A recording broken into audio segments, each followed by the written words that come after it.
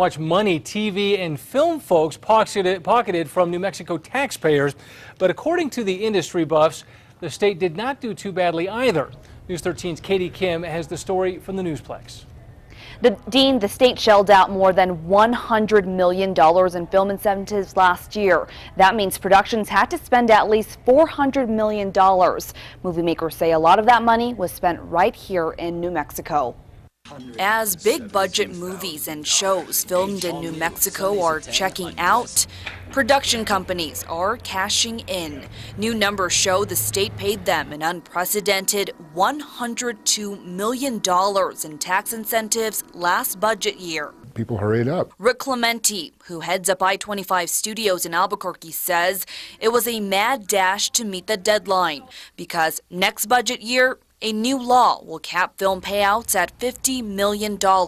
We fought so hard to make sure that the film subsidy had some predictability in it. We don't have the data from years past. In fact, when it comes to Hollywood, no one quite seems to know how much bang the state gets for its buck. And there was always this open question over whether or not we got a return on investment for all our efforts in the film industry. But movie makers say they already have the answer. Just ask Rob Corlew, a 15-year industry veteran and production coordinator for the popular TV show In Plain Sight that's shot and based in Albuquerque. I bought a house, I buy cars, I put my kids through school, I pay for groceries. According to filmmakers, productions and crews spent more than $400 million in New Mexico last budget year. Dollars that filtered directly into the local economy.